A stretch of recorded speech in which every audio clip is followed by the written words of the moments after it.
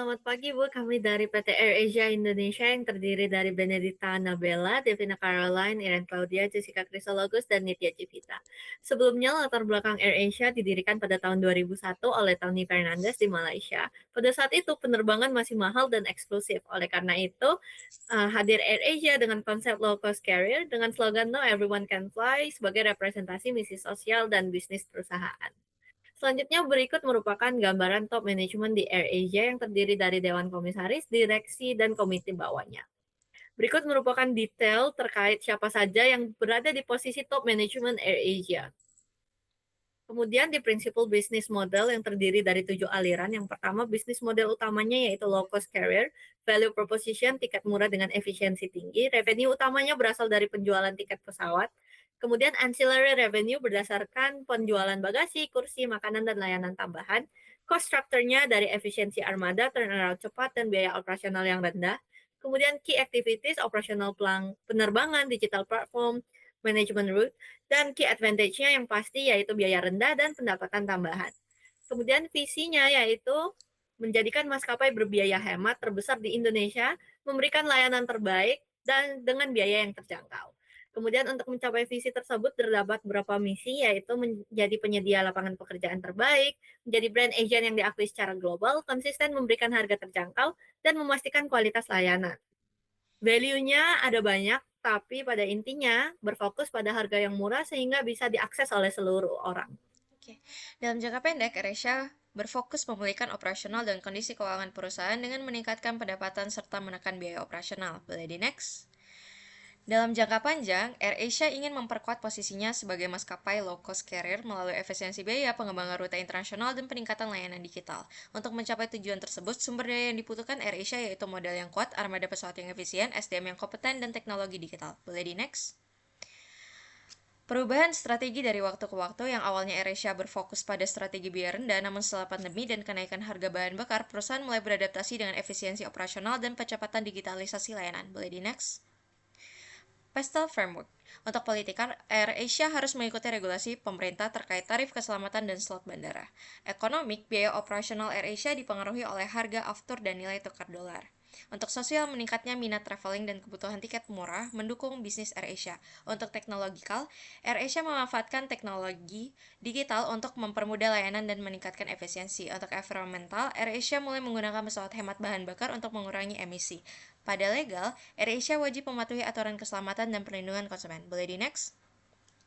Five Forces Porter. Persaingan industri penerbangan sangat tinggi karena banyak maskapai bersaing dalam harga dan layanan sementara konsumen mudah membandingkan tiket melalui aplikasi saja. Boleh di next?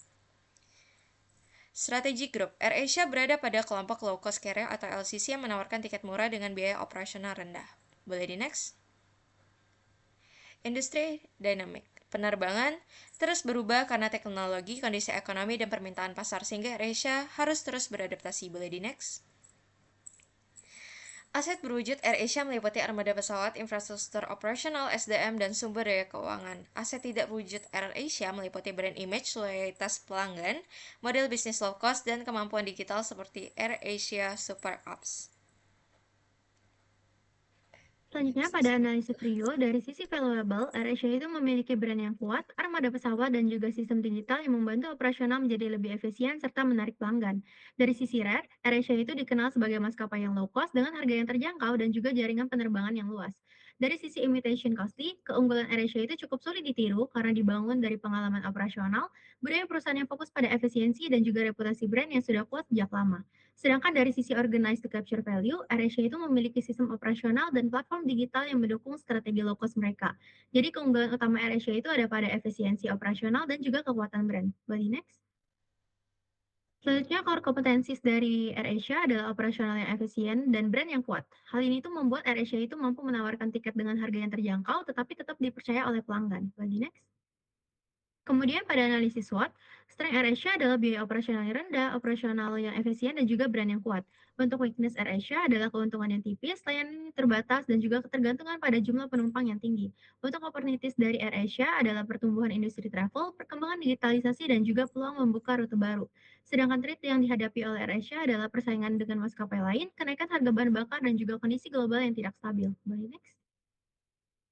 Berdasarkan hal tersebut, strategi AirAsia yaitu memperkuat efisiensi biaya, meningkatkan pendapatan melalui platform digital, melakukan ekspansi secara selektif, dan juga meningkatkan manajemen risiko agar tetap kompetitif. Boleh next? Selanjutnya, keunggulan dari AirAsia juga didukung oleh visi Now Everyone Can Fly dengan fokus pada harga terjangkau dan juga pelayanan yang efisien. Boleh next? Selanjutnya, AirAsia ini tetap fokus pada efisiensi untuk menjaga profit. Dan di sisi lain, transformasi digital dan inovasi layanan dilakukan untuk menciptakan value serta meningkatkan pendapatan dari perusahaan AirAsia. Boleh next? Selain itu, AirAsia juga menerapkan konsep triple bottom line dengan memperhatikan people, profit, dan juga planet melalui lingkungan kerja yang inklusif dan juga target pengurangan emisi karbon. Boleh next? Selanjutnya, AirAsia juga mempertahankan keunggulannya melalui strategi harga yang murah, operasional yang efisien, dan juga inovasi digital agar tetap kompetitif di industri penerbangan. AirAsia membuktikan bahwa di tengahnya keterbatasan modal pasca pandemi, pertumbuhan tidak harus dicapai melalui akuisisi yang mahal atau pembangunan internet yang lambat.